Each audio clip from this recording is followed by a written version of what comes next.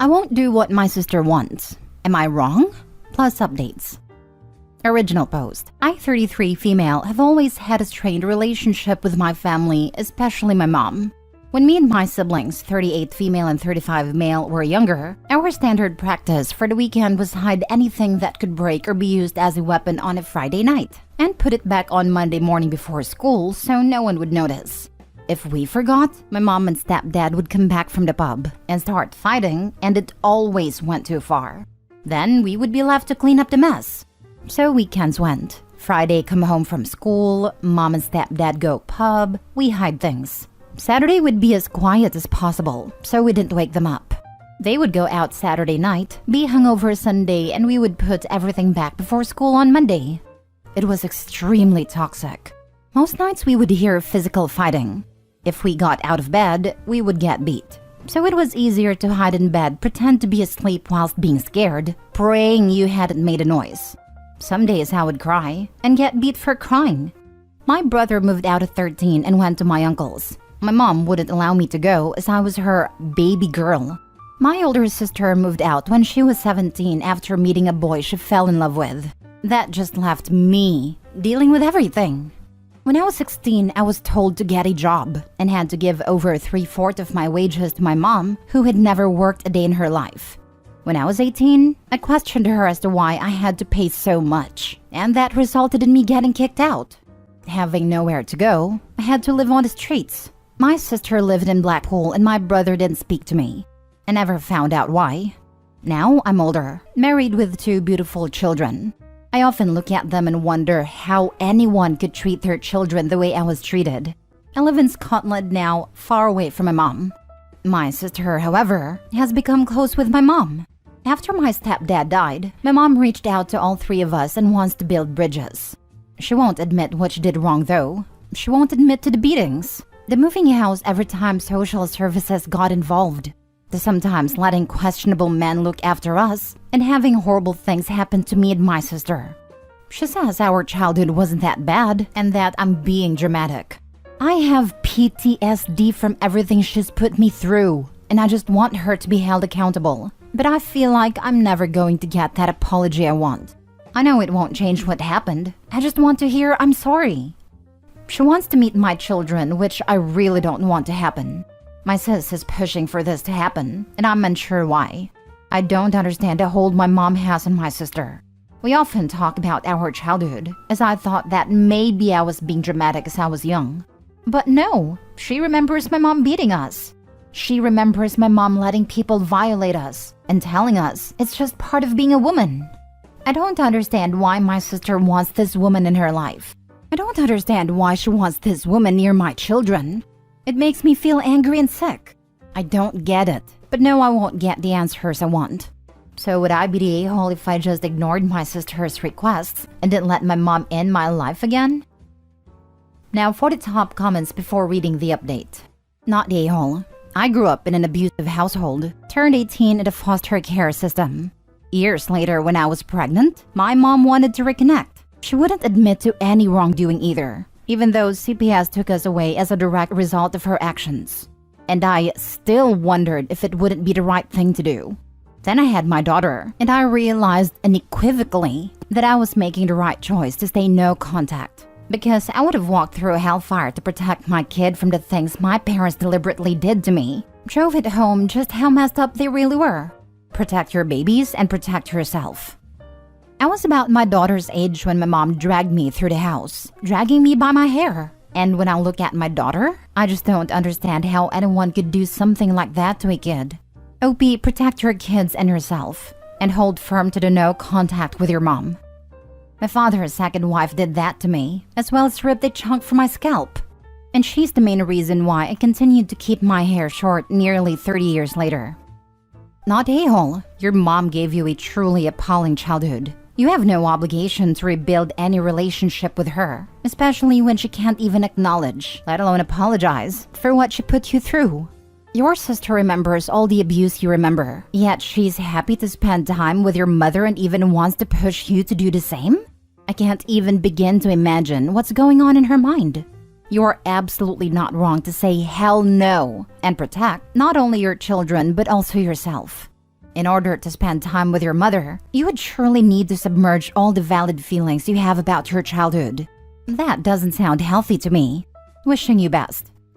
Love bombing? My sister tried one too many times to get me to call our bio mom, and I finally had enough and told her if she continued to harass me about our bio mom, and reminded her if I felt harassed and asked her to stop before then it is harassment, that she could join her in no contact land permanently. My sister knocked it off, and fast forward 7 years still has not brought it up, and loves being an auntie to my kid, dog and cat. She's very easy to persuade, one way or the other when she wants to make people happy, especially people loving on her. But she also has a brain, and knows I am very cold-hearted towards people who wrong me. Even at my advanced age and after many years of therapy, I still struggle with the emotional scarring and flashbacks caused by a very bad childhood. Because the complex PTSD remains so present in my life, I made a conscious decision to expunge the spawners a long time ago.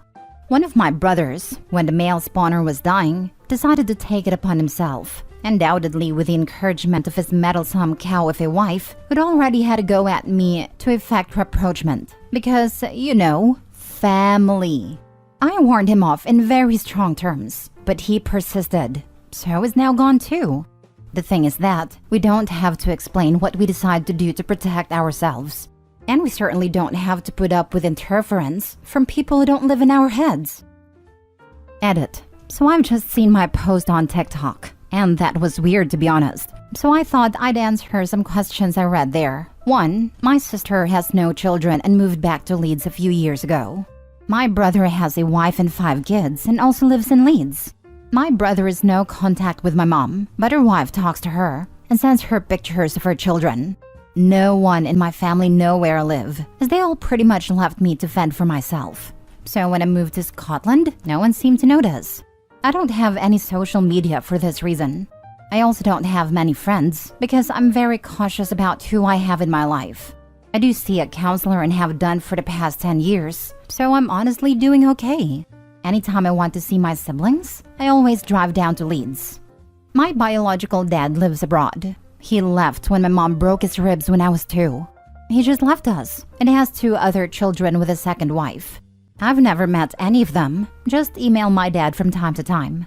As you can tell, I have a lot of issues. And I think that's why I still speak to my sister and brother, as they are the only family I have, and we all tried really hard to look after each other as kids. Now for the first update. So I really wasn't expecting my first post to blow up like it did. I guess I just wanted to feel like I wasn't actually crazy. Feel free to read this on my profile. I showed my husband my post and he got really mad at me. I don't understand why, but he said he was letting everyone know what happened to me when it should be private between me and my family. This felt very odd to me. I guess he told my sister about my post too because she started blowing up my phone and telling me I've made her come across as a psycho. That I need to leave the past in the past. Her words. Apparently, it takes a strong person to accept and move on from someone's mistakes. I'm unsure how my mom is treating us as something I should just brush under the carpet. Anyway, me and my husband got into an argument over this whole thing. He left the house and didn't come back. I tried to ring him, but turned out he left his phone here. Curiosity got the better of me and I'm not proud of this, but I went through it. Something I have never done. And this is where I messed up. We know each other's passwords as it's our wedding anniversary. Guess who is sexting my husband? Yep, my sister. From what I can gather, it's been happening for 3 years. I'm guessing that when he goes away for work, he meets up with her. There are pictures of my husband, my sister, and my mom, all in a pub. 3 freaking years this man has been, in his words, picturing her whilst in bed with me, and says he married the wrong sister. He says that she's a wonderful woman for getting over our past when I have to make a big deal out of it. He comments on how my body is disgusting after having children. That I'm fat now, apparently with more stripes than a zebra. Yes, I have stretch marks, but I don't think I'm fat. I'm a size 12 and 5'9". I work out. I try to get over everything, but now I just feel broken. I don't know when he will come back. I don't know what to say when he comes back. I am, however, grateful for my post because now I know that the happiness I thought I had was one giant lie. Damn, sorry, just had to get this off my chest. Me and my kids are gonna be okay. Unsure in what to do. I'm broken, completely broken. You know what to do. If the house is in your name, put his things outside. I wouldn't even bother trying to get him to be reasonable. You need to get your divorce papers in order, as well as child arrangements whilst he is out right now. Get your passports and all important documents somewhere safe. Make a copy of all evidence of his cheating, because you will need that for the divorce whilst you can. I hope you've done this already. You also need to let your lawyer know that you do not want your children around your mother and sister, and the reason why. Your sister was also a victim, but as an adult, she is choosing to be around a woman who enabled pedos and let her children be violated. Like everyone else has told you in the previous post, protect your children and protect yourself. Get your things together and get out of his life. Him and your sister can be very happy together. You would be an a-hole if you let those women around your children and if you don't divorce him. He is putting your children in danger. Also, petition CPS if they were involved in your childhood for any records on your case so you can show the documented history of your mother's abuse. Don't know if it's possible, but it never hurts to ask. You will need to contact CPS in each place you lived in. I'm not sure how it is for your country, but in the US, each county keeps their own records and files. They don't share information, which is why people are able to outrun social services. If one county catches on, they move on to another county. Take screenshots of everything to do with your sister. Send them to yourself and something like Google Drive. It would be good to have the files backed up somewhere else too. Change your passwords immediately. Do you have shared bank accounts? Transfer the money to a new account at a different bank. Get a lawyer as soon as possible. It might be better to pretend like you don't know about the affair for right now. You need time to get everything in order. Do you own or rent? Whose name is on the mortgage/lease? Not the a-hole. Your own mother is aware your husband is cheating with your sister. I'd be going scorched earth after I got my ducks in a row, Soapy. Totally agree as Trim says. Get your ducks in a row, then go nuclear. I know it's easy for me to say, but I would get sorted with your kiddos and just leave. After some careful home redecoration, like fish in the vents or inside a sofa. Whatever you do, if it gets to your own back or behave like a lady, just remember, you did nothing wrong at all. This is all your family, using the term loosely. Take your babies, find yourself, and find a new tribe. You are an amazing person, and you will move on from this, and you will have an amazing life with your babies. Lots of love to you. Keep your chin up, darling.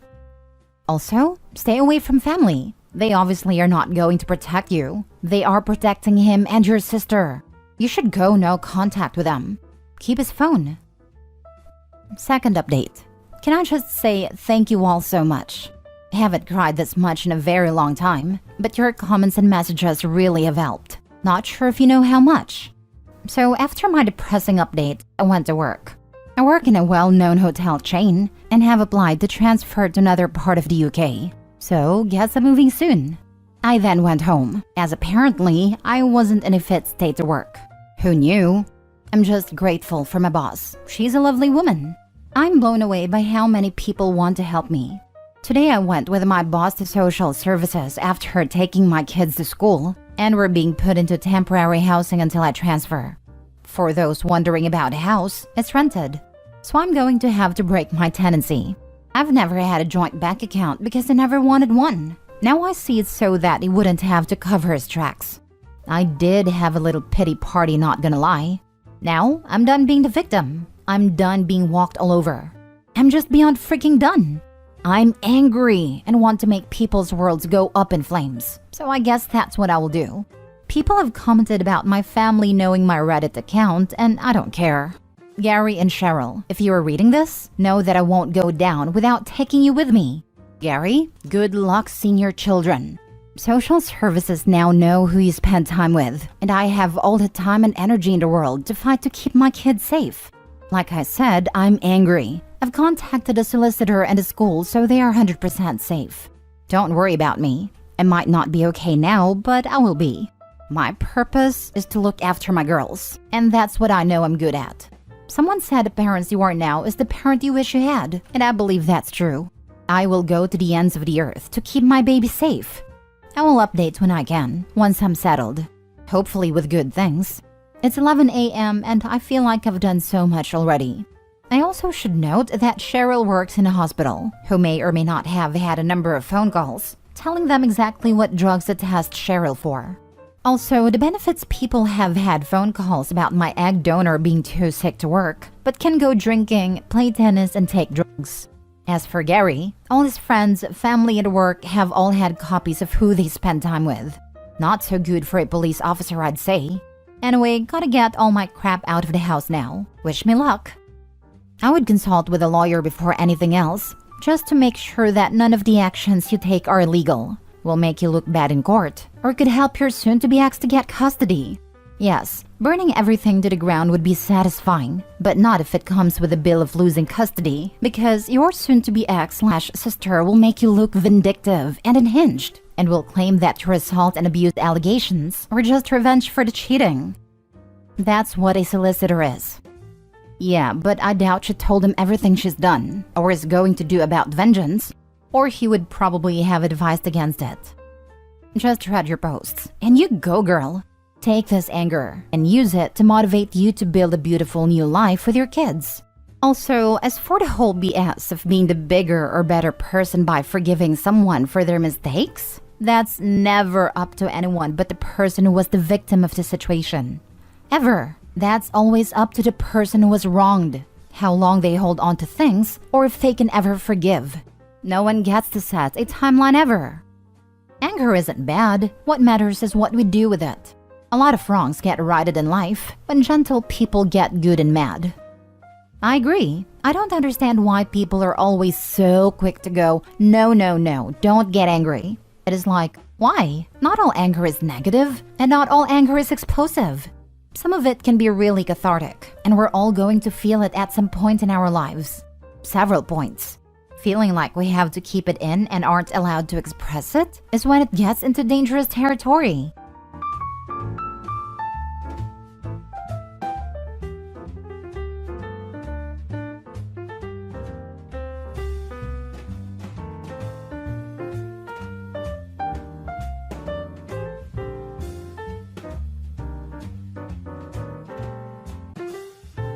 Update. My 33 female husband, 40 male, is considering conceiving a child with his ex. Original post. I'll preface with the fact that therapy is an absolute given already, so I will be seeking that out. But in the meantime, I need some advice to just process what to even say to a therapist when the time comes.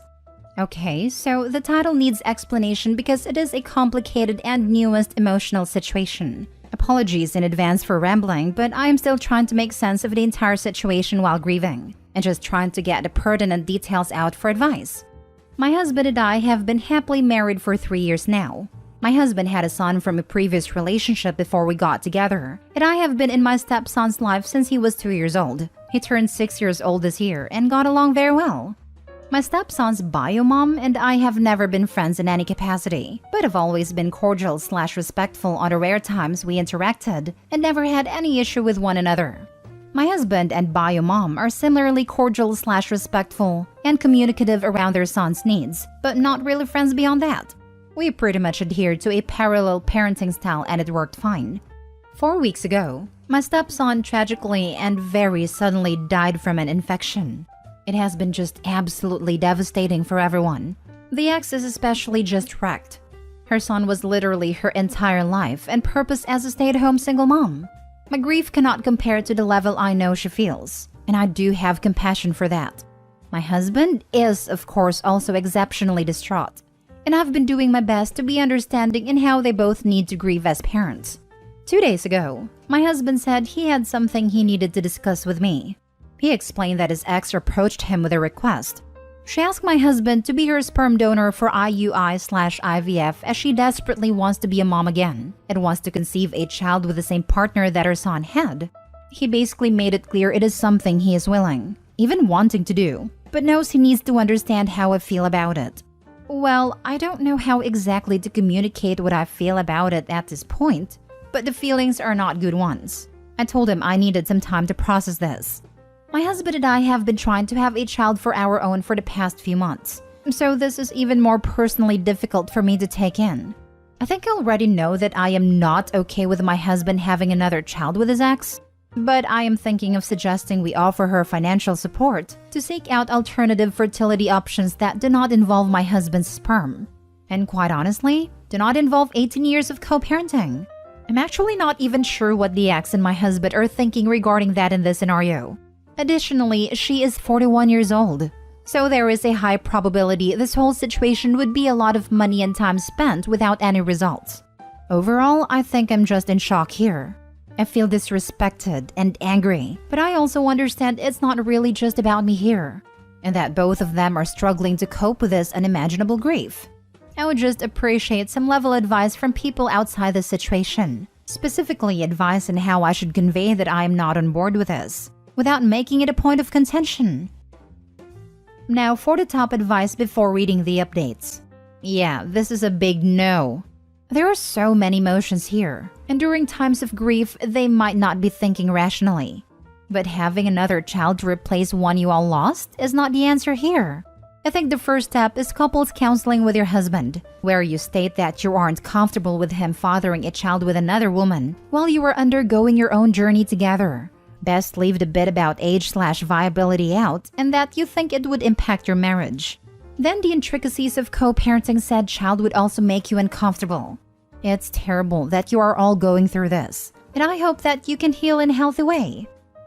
I think most doctors would insist on counseling first before allowing this due to the circumstances, even if OP had been okay. There are rules, and trying to replace a child ticks boxes. Oh no. No, no, no, no, no. I'm so sorry for this loss for everyone involved. Your husband and his ex need major therapy. This loss is too fresh and raw to be thinking about this kind of decision.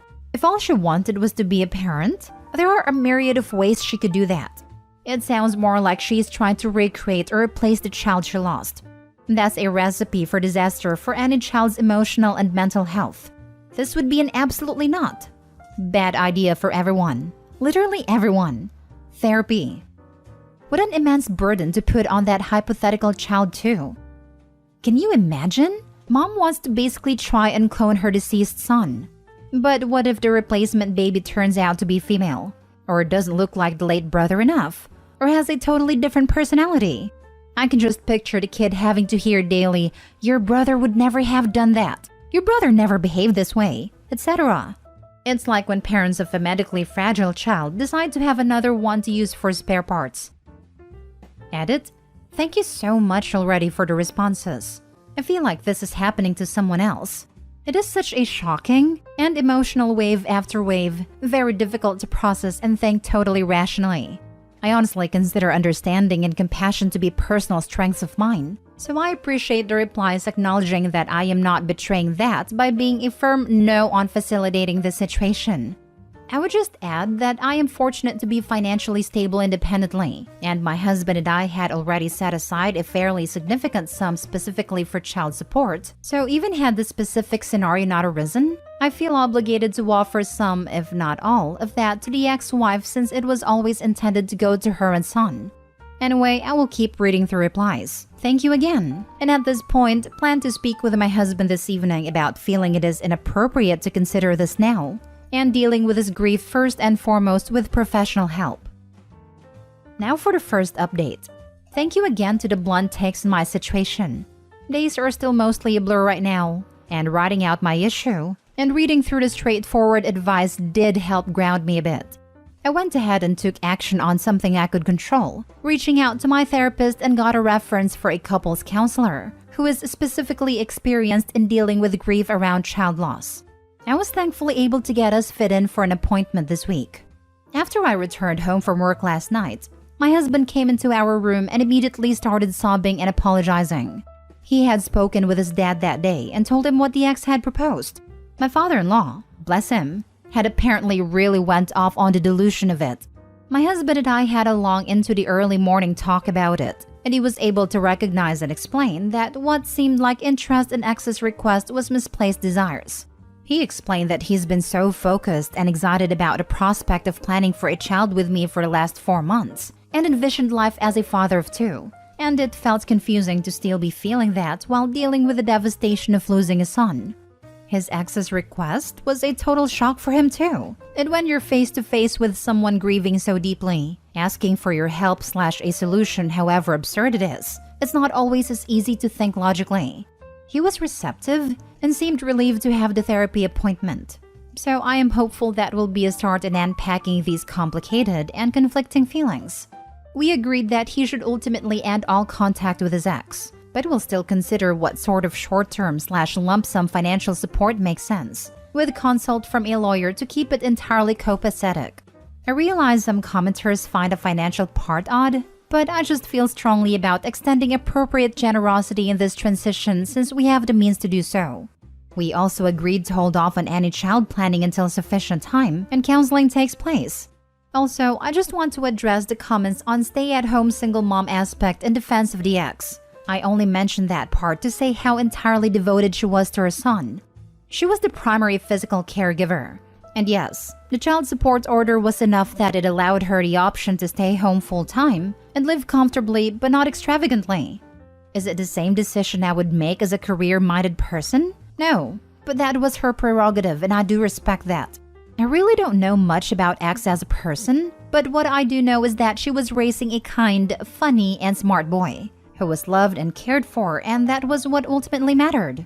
To say there's a lot still up in the air emotionally is an understatement.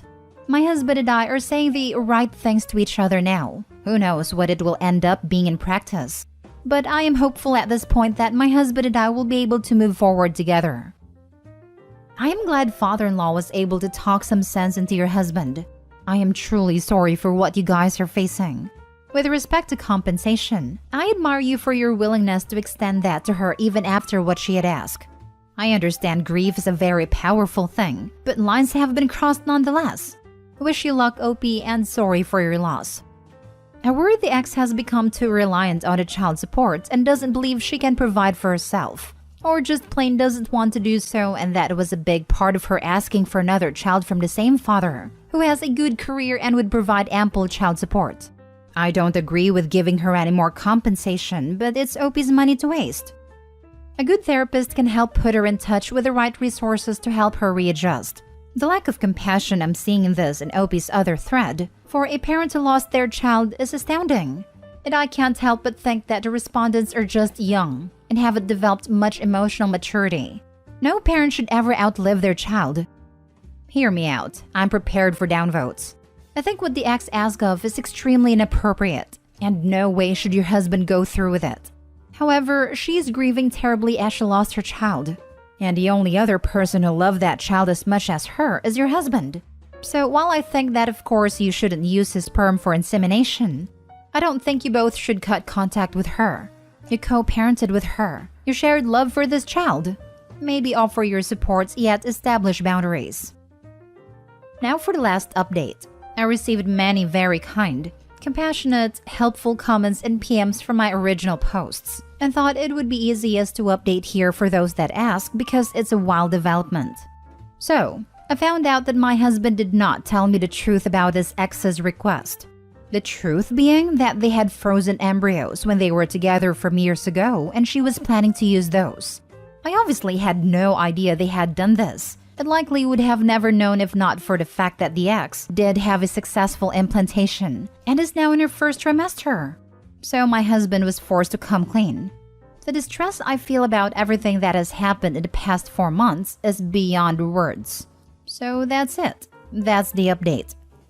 I don't know what to do regarding so many things about this. At least I have a good therapist. So he agreed to let her use the frozen embryos without your knowledge. It is only letting you know now that the implantation is successful? I can't even imagine how you're feeling right now. But what about you? Were you guys still actively trying for a baby? Yes, I'm now questioning a lot about what he relayed to me regarding his past and general communication with his ex. It seems like they maybe always had some kind of understanding that she could utilize the embryos when she wanted, regardless of my stepson's passing. I even think that weirdly, she thought I was aware of this or something. But yeah, we stopped trying after my stepson's passing. Of course, I can't imagine also being pregnant at this time, so I know that's for the best. But yeah, I honestly feel really embarrassed to be involved in this, like some kind of third wheel. I'm mad, and I'm really, really sad. And sad for their future child. Oh gosh, I'm really sorry to hear that. I was hoping it was done without his knowledge. I understand that the ex and your partner are grieving, but this is a big lifetime decision that your partner excluded you on. You went into the relationship knowing about your stepson and that was your choice to accept. But in this situation, it seems that you have been refused that. What does this decision mean for you and your husband? What does he have to say? He just said he didn't expect to meet someone like me. He didn't want to lose me. So he basically compartmentalized things and hoped for the best. It all kind of feels like variations of lies now though. I wish more than anything that all this could have come to light without my stepson's passing being the catalyst. No one is anywhere close to accepting that grief of that at this point. I plan to let my husband and his ex move on with that. Without me though. How did he think he was going to get away with this? I get that your husband and his ex are grieving, but this is basically a screw you to your marriage. He lied to you. Is he now going to go to all the antenatal classes, attend a birth and have 50% custody? You signed up for it the first time around. This is an entirely different scenario. Has he now decided to start putting your own family on the back burner because he can't cope with 2 babies at once? I'm so indignant on your behalf. I honestly thought you had it sorted at your first update. The only way I think you could salvage your relationship at this point is if he signs his rights away as a sperm donor and is not on the baby's birth certificate. I'm mortified at how hopeful my previous post reads. I feel quite set on filing for divorce as soon as I can get myself out of bed. I'm not fit to be a stepmom or a wife anymore. Now for the last story. I, 30 male, and my wife, 26 female, are trying to figure out what to do about her parent, 50 male, unable to work. Hey y'all, my recently married wife and I are in a bit of a bind, and I'm just looking for a little perspective.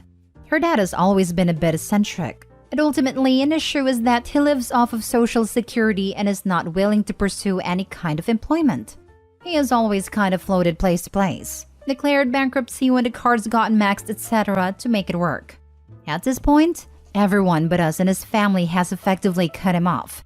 His current situation is, his expenses are higher than his Social Security income, and he is heading to another bankruptcy.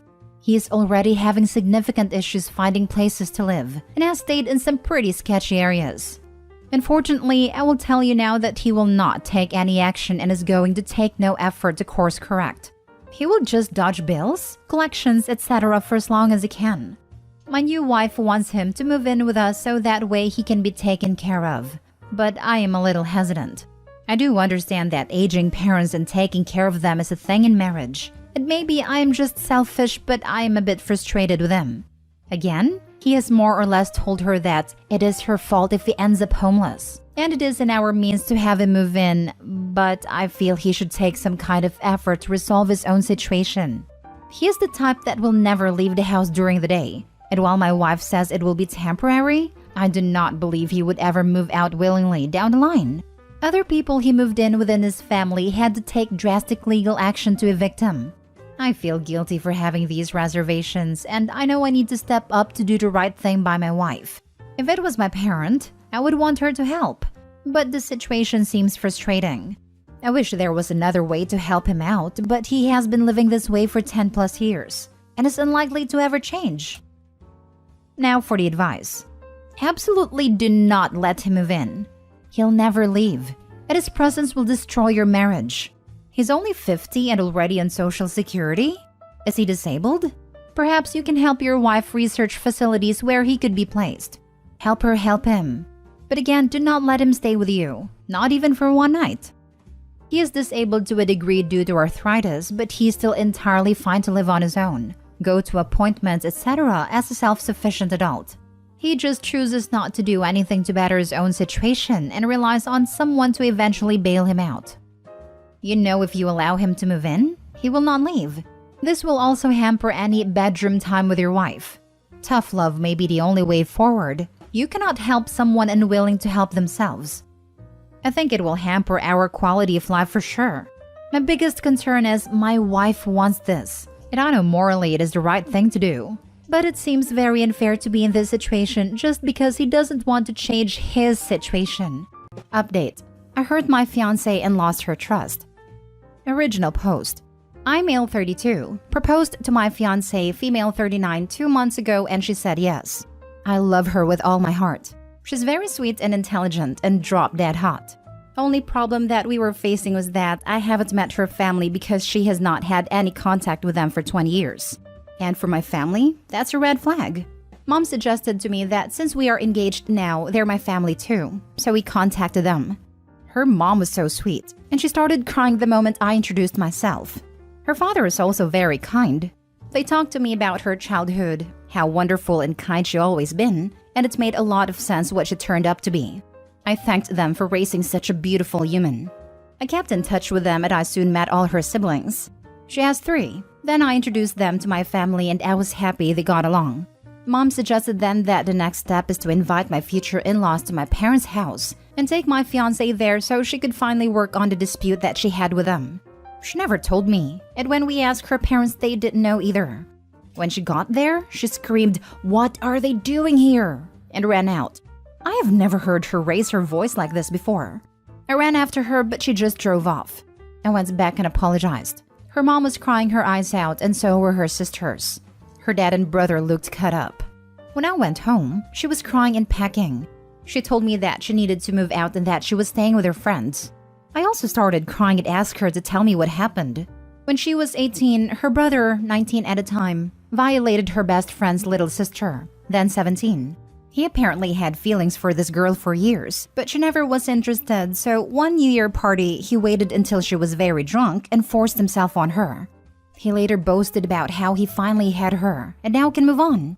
He got away with it, even when everybody knew he did, but there was no evidence. My fiancé tried everything to help convict him, because she was the one who overheard him boasting to his friends and discussed what he did to that girl. My fiancé's family did everything to protect him, and a year later, the girl ended herself. That broke my fiancé, who still suffers from severe depression. She said the indifference in her family's reaction when they found out about the girl's fate still makes her blood freeze in her veins. She knew she could never forgive them. The way she was talking is like this happened yesterday. I felt sick, and I wished I didn't have to ask. I have seen her brother and how proud her parents are of their only boy, who's successful and a father of 2. I apologized and begged her to stay. Told her that had she told me all this before, I would never have brought them back to her life. She said that I should have trusted her judgment, since I always boasted about how kind and just she was. She called me later and told me that she couldn't do this anymore. Today she left the ring while I was at work and took the last of her stuff. I felt like my world is turned upside down. Tell me what I should do to make her forgive me. She's so angry with me and my family, and I totally understand her. Mom says that my fiancé is being overdramatic now, and all this has happened so long ago, and we should all move on since her family still loved and wanted her back. I don't know what to do.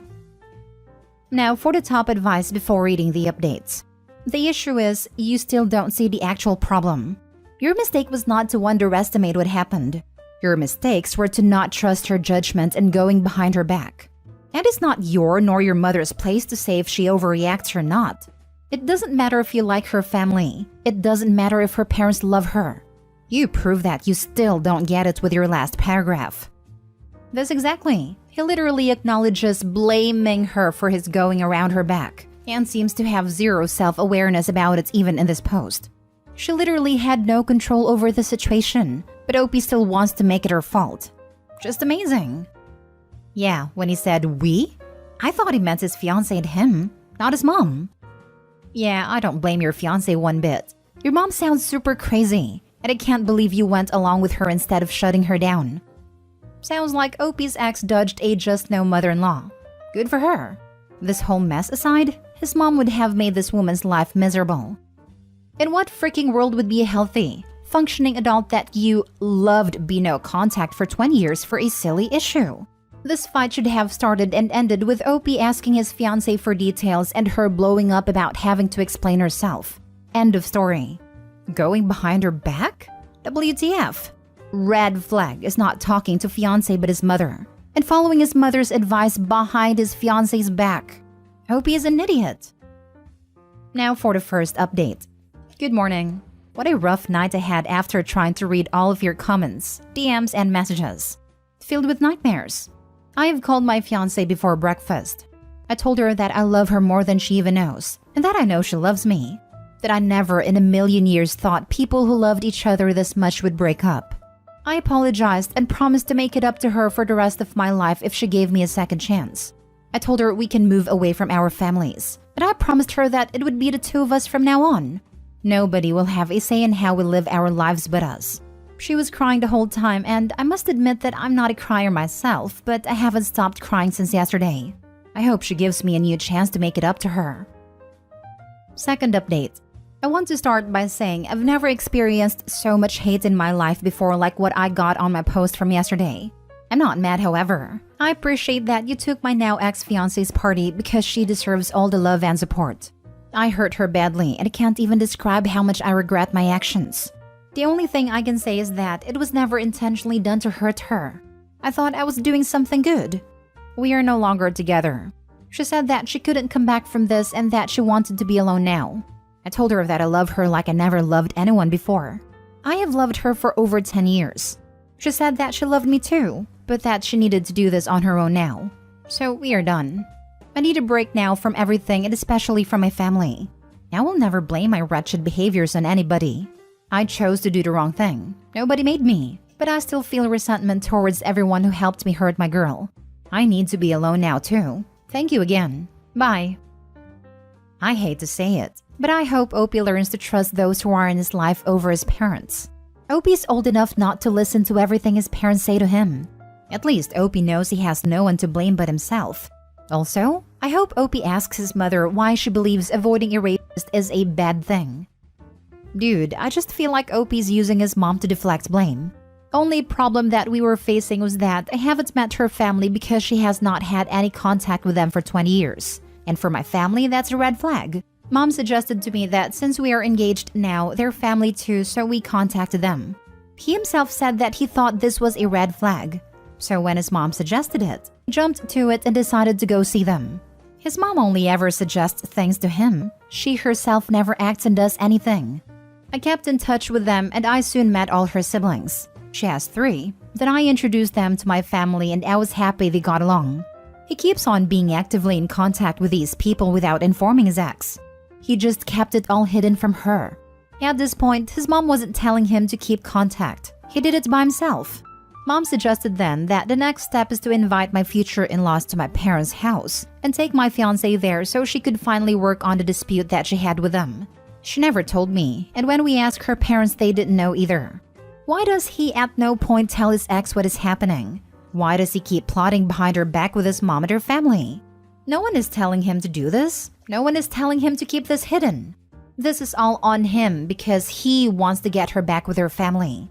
He's also admitted in the comments that he doesn't have that good of a relationship with his mom, and this is what's going to make him cut off for good. Like, if your relationship isn't that great, why would you listen to her? He wasn't. He was just using her as an excuse to hide behind if the ex got upset with him. But it didn't work. So now he's mad at everyone because his dumb plan failed him. Good riddance. That's what really got me from his story. He saw her family more than once. Every time he met with them, he must have lied to her about where he was. It was just one meet and greet. He saw and spoke to these people many times, and then blindsided her with an unexpected meeting. He betrayed her over and over again, and showed so much disrespect for her. I really don't understand how he thought this whole situation was going to end well. I'm sorry for both of you. Truly am. I hope this serves as a lesson for you and for everyone who reads your story. To believe your significant other when it comes to their family and to respect their boundaries. Your significant other's decisions are first. If they have a strong decision about something and they don't give you a reason, just respect it. It's a boundary. You don't have a say in that. And I hope Opie learns from this. I could never forgive something like this. I'm an assault survivor myself, and it was a family member. My mom is the only person in my family that knows, and the day she asks me to talk again to that person, she is done. You have to respect the boundaries, and to know which is your place in other person's life and decision. Wish Opie nothing but learning. Learning from this, learning about boundaries, learning to stop listening to mom and those kinds of things, learning to listen more to his partners, and learning to respect. Third update.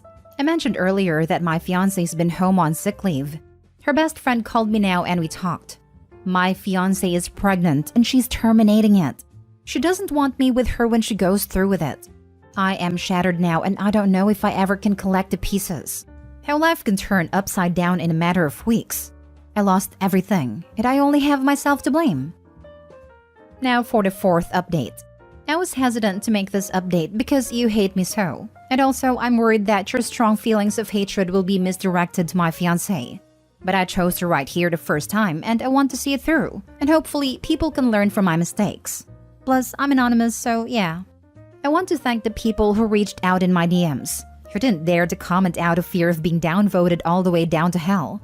Thank you. Your support helps me not to lose my mind completely. This update is for you first and foremost because I literally can't answer all of you. My fiancé called me today after her appointment at her shrink. She asked me if I wanted to have lunch with her. She looked so sad and it broke my heart. This was the first time I saw her after she moved out. I just wanted to hug her and break down crying, ask her forgiveness, but I didn't want to make it about me, so I just kissed her cheek. She didn't talk for at least 30 minutes, just looked out of the window. I waited. Then she told me that it didn't matter that I didn't hurt her intentionally. I just did. I agreed. She started talking about her appointment with her gyno. She's 6 weeks. We have been trying for a year, but we never made a big fuss. We just thought that if it happened, it happened. But I know that she wanted a baby. And that's why her best friend told me because she was terrified that my fiancé is going to regret it. I told my fiancé that it was absolutely 100% her choice whether she wanted to keep it or not. But that she should never do it either from a place of hurt or anger. She should do it because it feels right for her. She then told me that she's going to think a little bit more. She also told me that she was ready to talk to me about her life with her family, but never in details and only in therapy sessions. She also said that she was ready to listen to me, and what made me do this stupid thing to her, but also only in therapy. She also told me that she doesn't want to move back with me and that she wanted to postpone the wedding. She refused to take the ring back, and said she will ask for it when/if she thought we had a chance. She said that if we separate, she wants to know she's done everything. I told her I love her more than anything, and she said she believed me, and that she did too. We are starting therapy on Tuesday and will hopefully continue every week. I've spoken to her friend now, and she said that my fiancé looks like she's feeling a bit better after our lunch, and that she even made a joke. So I'm hopeful. Now for more comments before the last update. Since you're treading lightly with this new potential second chance, I'd highly recommend you stop talking to her friend about her behind her back. If she finds out you've been getting intel on her emotional state from someone close to her after she specifically said she wanted to do this healing separately and in therapy only, that would be another blow. Hope you learned your lesson with not allowing your mom to meddle, but you might be making another mistake here with a friend that could come back and bite you. She needs to know she can trust you to keep things between you two sacred. Nip it in the bud. This literally just stop doing things behind her back. Having her wedding and pregnancy ruined, and having to face her family after 20 years, and they were together for 10 years. I get we all make mistakes, but I can't even imagine how awful she feels. This is your mulligan to make things right. Do not ever let your mother influence or interfere with your relationship like that again, whether it's with her or your next relationship. If it ever comes down to picking between her or your mother, always think about the moment you almost lost your fiancé. In fact, do not even tell your mother. Now for the last update. Look, before you start the attack on me, also leave my baby alone. We are keeping them. I just want you to know that I love my girl. I have loved her for years. Even before we got together and when she finally agreed to go out with me, I started looking for rings. I have never done anything to hurt her before. She knows this, and I appreciate that she took it into consideration before throwing me out of her life.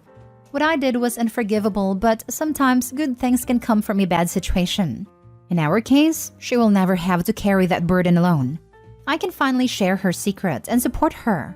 After her initial feelings of anger and betrayal have calmed down, I can see that she's tortured. And while she has been in therapy for years, she still has a long way left, or if she comes to terms with what happened. I'm just glad that I can continue this journey with her. So we had our first session with a therapist and it was emotionally draining. I hated seeing her so hurt, but I realized how important it was. I always view her as this beautiful, stubborn, strong creature, and maybe I have handled her accordingly. She is tough, so I can be tough. You get me? Beside therapy, she has asked for space, and I would have obliged had she not called every night to talk for hours. How cute is that? Last night I asked her to move back, and she didn't hang up. She didn't answer me first, and we continued talking about other things. Before saying goodnight, she told me that she wanted to come home. We will continue therapy, but she is moving back tomorrow, and that's why I'm making this update now. When she's home, I don't want to be busy answering comments. Since we both have no relationship with our families, we are contemplating an elopement around Christmas. A wedding seems too excessive and waste of money, planned for August next year. Instead, we could do something small and romantic for our friends and maybe donate the rest of the budget. This idea excited her very much, and she already started planning and dreaming while I listened. I just freaking love this woman. This is a weird one. Couples working and solving their issues is a great thing. But this guy made such a grave violation of his fiance's trust. I can't help but wonder when the next one will be. Yep, he realized he messed up only because what the family did was so egregious. But what if it wasn't so black and white? Like maybe they just favored her siblings more and made her feel bad about herself. Or something he didn't consider serious? Either way, he didn't respect her right to choose for herself. Figured he knew better, and that he had a right to go against her wishes as long as he thought he had a good reason for it. He doesn't acknowledge that that's the part where he messed up, only that it was bad because of what her family did. He's going to do it again the next time he thinks he's got a good reason, because he doesn't respect her or her right to decide for herself. Or what can I do to make her forgive me? He's a slimy, spineless POS, and I'm sad for the fiancé who may now be trauma-bonded and can't see past his BS. Also, the amount that he puts her on a pedestal and calls her a creature is freaking sickening. He doesn't see her as a person, only as a trophy and a possession. To hell with Opie's mom, and damn that poor fiancé's family especially. I wonder how long Opie will be able to keep his mom out of his life, especially when the baby comes.